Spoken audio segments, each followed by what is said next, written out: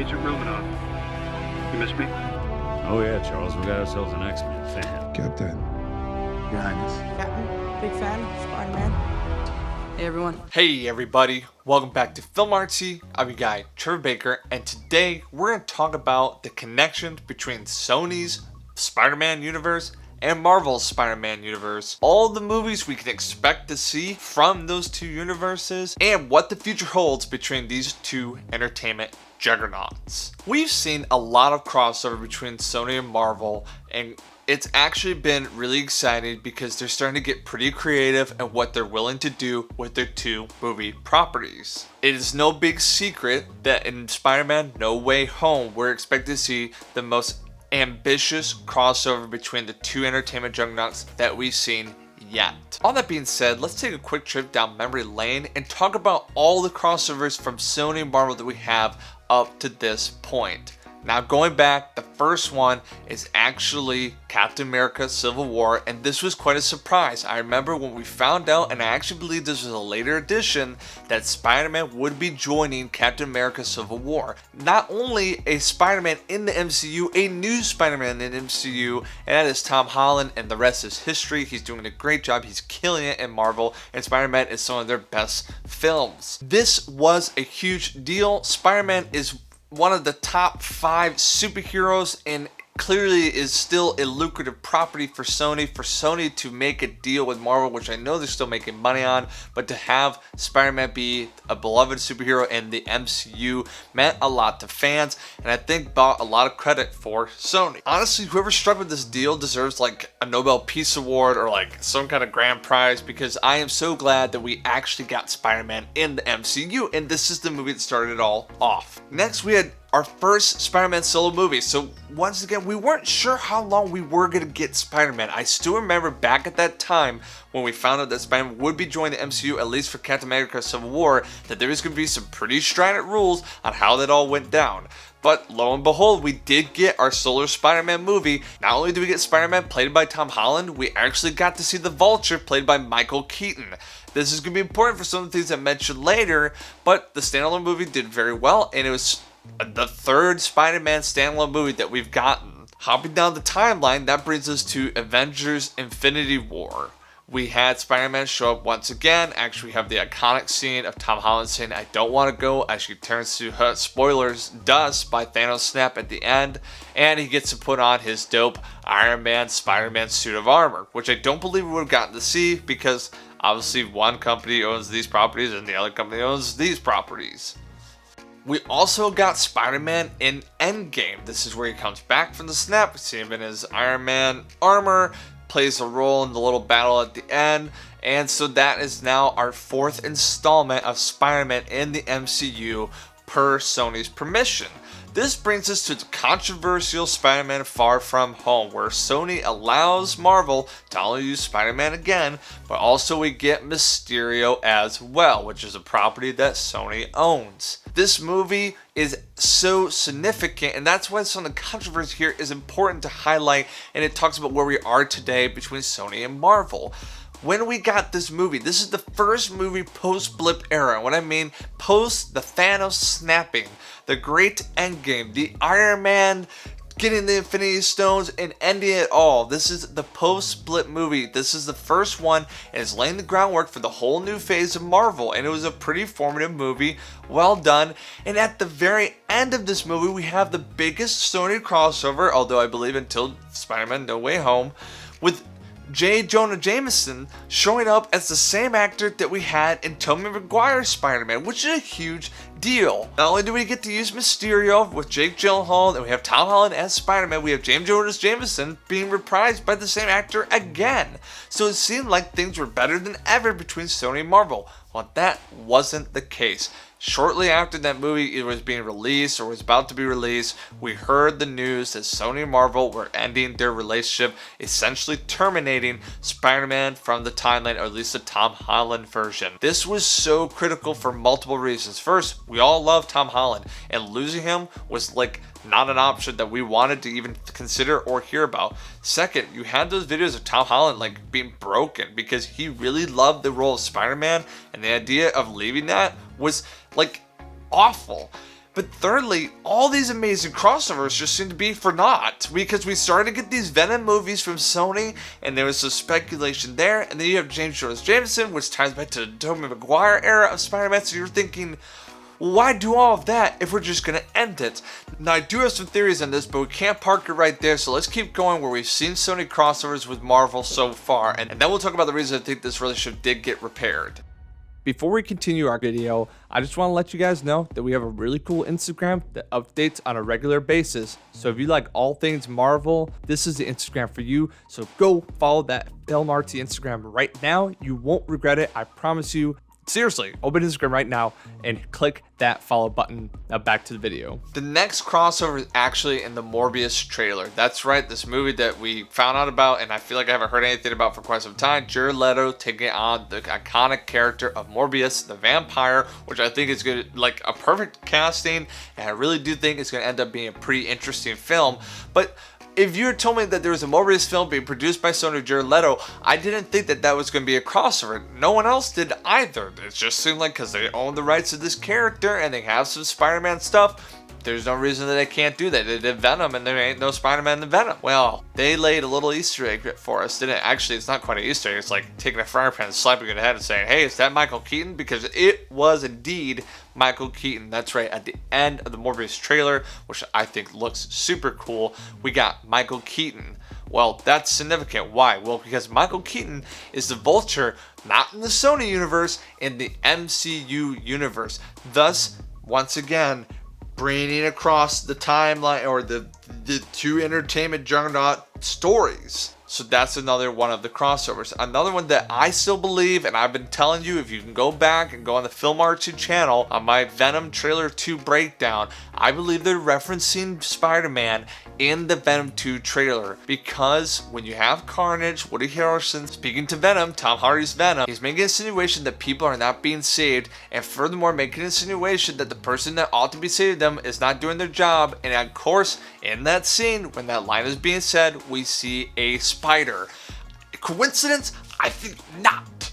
Okay, there ain't no coincidence to this stuff. They know that there's crossovers, and I really do think, although I'm not saying you're going to see Spider-Man in Venom 2, is that they're laying down the groundwork for Spider-Man to exist in that universe, to be known by Venom and Carnage and other people. And then finally, obviously this is the big one, is that there's so much information coming from Spider-Man No Way Home. We have confirmed that we do have Doc Ock from the Tobey Maguire, Alfred Molina reprising his role, Jamie Foxx reprising his role as Electro. So we got a villain from Tobey Maguire's universe, we got a villain from Andrew Garfield's universe, and there's some rumors that we are going to get Tobey Maguire, Andrew Garfield, Kristen Dunst, Emma Stone all show up in these movies. Now these actors are denying it, but honestly, would you want to be the actor that blew the lid off this thing? I really do think the first trailer is going to give us some clarity on what exactly we're about to see in this movie, because also we're supposed to see characters like Doctor Strange. So what I'm saying is, if this movie has all that crossover, you're starting to attach Doctor Strange to Sony properties, you got...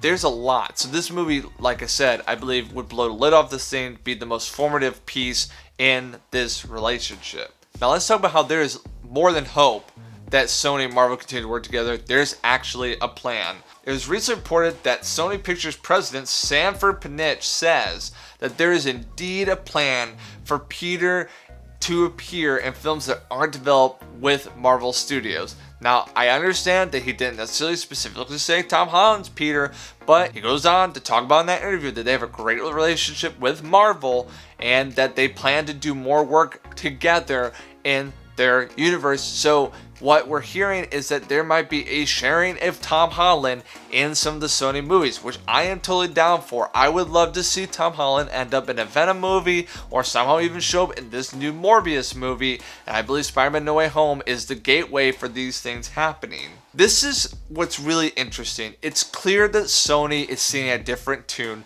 than they had in the past. See, even when in Captain America Civil War, it was very tricky to get Spider-Man in there, and even so, there was a lot of restrictions in doing so. They've held a tight leash on Spider-Man until recently.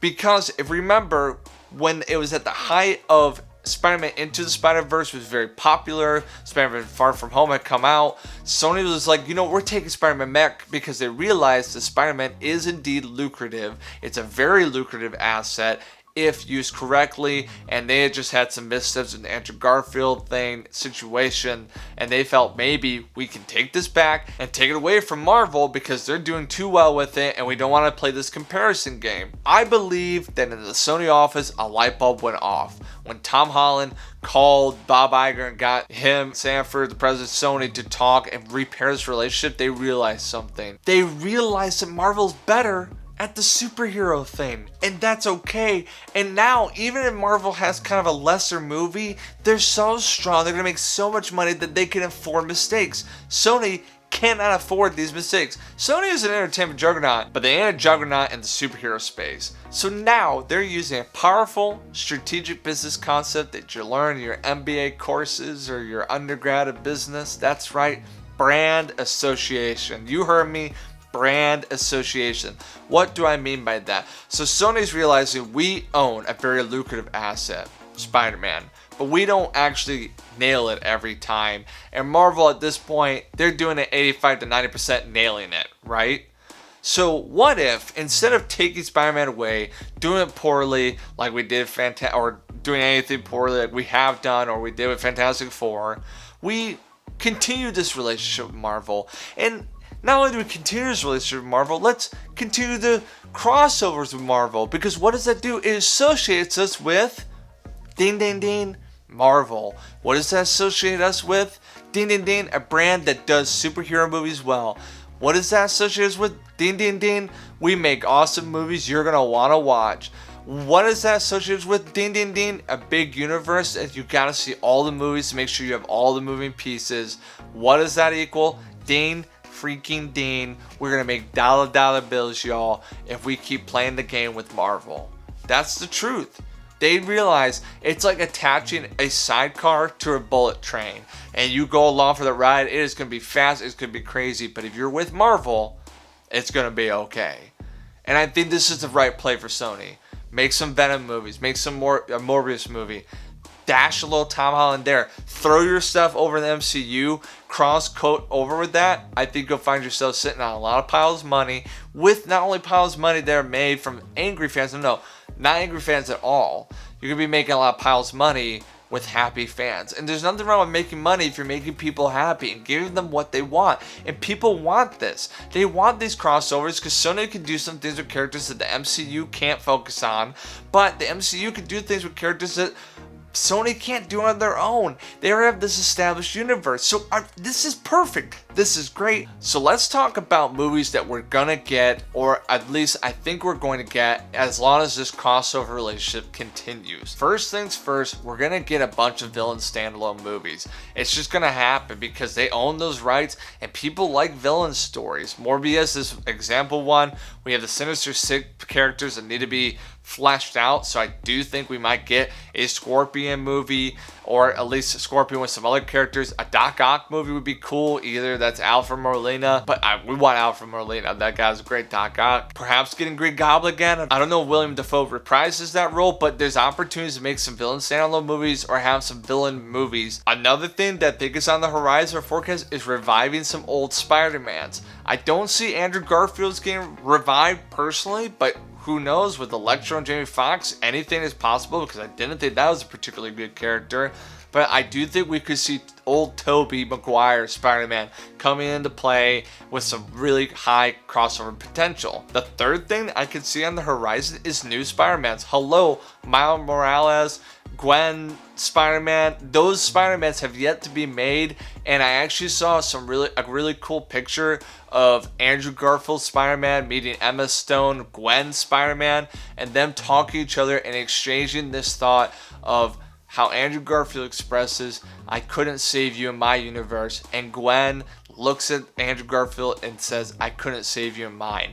That chunk is like, give it to me, inject it into my veins.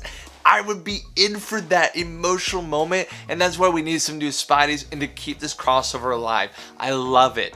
I love it. I mean, I love it. Fourthly, tying Tom Holland and other MCU Spidey villains or whatever else, maybe even Doctor Strange, into this Sony universe. It's only going to elevate the brands. I really believe this, and I think there's a lot of brevity to it, and especially with this multiverse that we're setting up and this expanded, like, we are going to have multiple realities going on. It's not too far-fetched, and hey, we always want some more of Tom Holland. I think Tom Holland showing up in Venom would be a home run.